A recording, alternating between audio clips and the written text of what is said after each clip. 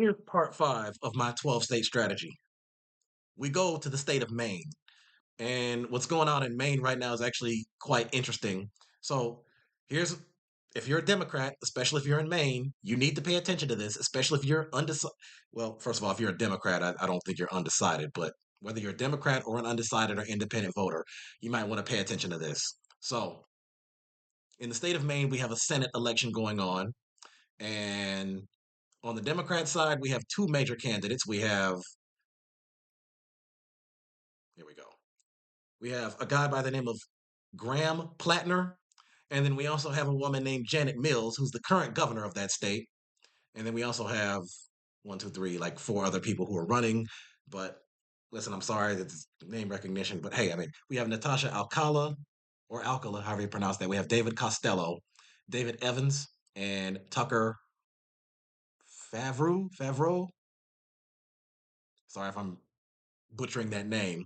But I'll tell you right now, Janet and Graham are leading the polls. And so one of them is going to be the nominee. Now, they both have some good endorsements. So Janet Mills so far has endorsements from Catherine Cortez Masto, Chuck Schumer, Kirsten Gillibrand, Andy Bashir, and Gretchen Whitmer. Graham Plattner has the what is that? What happened there? Okay. Graham Plattner has endorsements from Bernie Sanders, Martin Heinrich, Ro Khanna, Matthew Beck, Aaron Regenberg, or is it Regenberg or Regenberg, whatever. David Hogg, Ken Casey, John Hodgman, and Josh Ritter.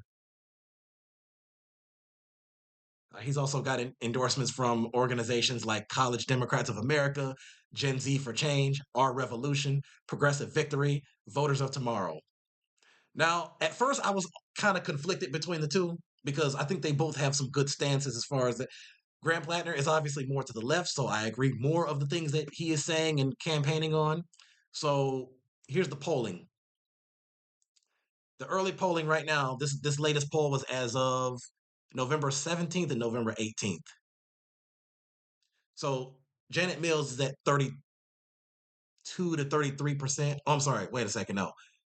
Okay, here we go. Now we're looking at the U. Between 31 and 34%. Graham Plattner is between 48 to 49%. And then you also have other people who are undecided. So right now, Plattner is leading these polls by plus 15, plus 16, and plus 18. And out of the last one, two, three, four, five polls that came out, aside from the two that I just listed there, Graham Plattner is leading in four of those polls. Janet Mills is leading in one of those polls. Now, what does the general election predictions look like? Most of the sources like Race to the White House, Sabato's Crystal Ball, and the Cook Political Report, they're saying it's a toss-up. Now, they're saying right here, if it's Janet Mills versus Susan Collins is the Republican. Janet leads one poll by 5 points. Susan Collins, the Republican, leads the other poll by 4 points. This other poll has them at Graham Plattner beat Susan Collins by 4 points, and then another one they're tied. So I think I'm getting ready to support Graham Plattner because it's. I look at the stances of his, and I pair that with his chances of beating Susan Collins and ultimately winning that seat, and also bringing forth policies that do help the people. Honestly, if you're in the state of Maine and you're undecided, I would say that's your best bet right there. And again, I hope, and they better do this. If Graham Platter is the nominee, that means that Gillibrand and Whitmer and Schumer and all the other Democrats, they better get behind him because we cannot mess this up. We cannot be divided because that's exactly what the Republicans want us to do, and I'm not giving them what they want. Now, on the same token, if Janet Mills is the nominee, that means Bernie Sanders and Ro Khanna and AOC and all the other more far lefties, they better get behind her for the general election and push her more to the left so that she can beat Susan Collins. Because I'm telling you right now, the Republican Party is so fractured between your moderate Republicans and the MAGA Republicans that, guys, this is like this. They're giving us a gift, and let's take that gift. Now, when I look at Graham Plattner's platform, here we go. Wait a minute. Wait a minute. There we go. Now, some of these are sound really good. Now, some of it might it's going to be very difficult to achieve, but check this out.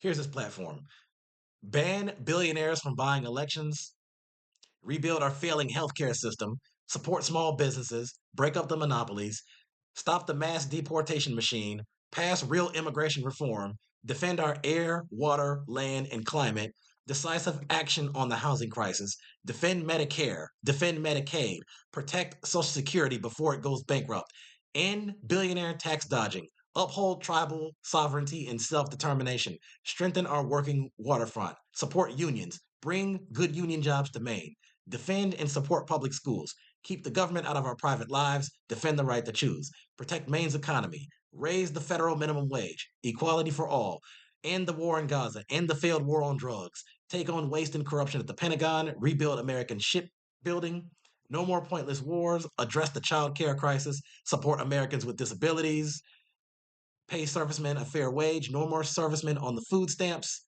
defend the Veterans Affairs and support our veterans, defend the post office and establish postal banking, and pass term limits, hold politicians to their term limits pledges.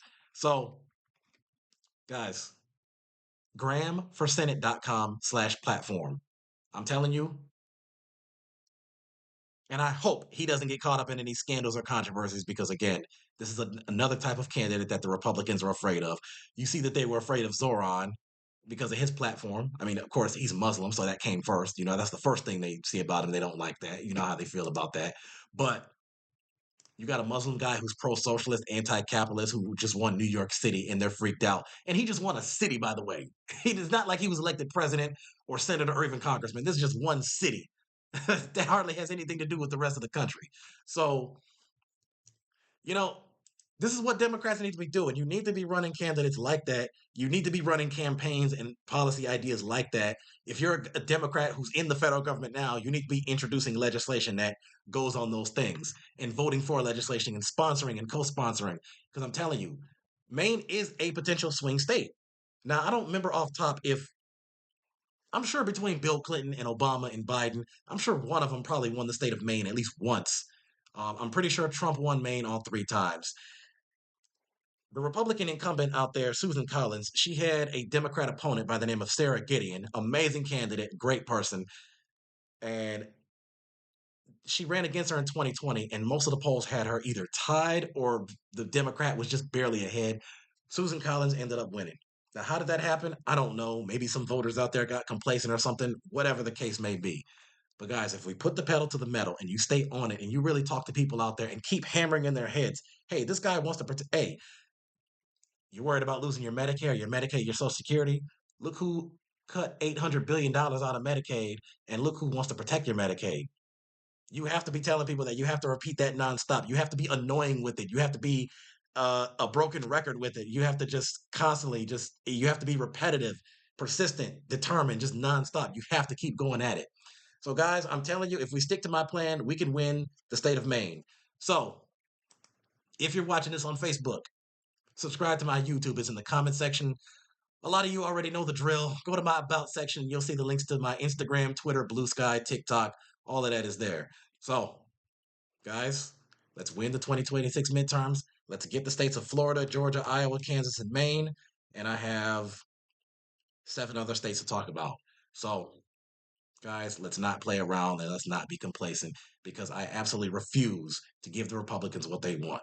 So, stay tuned.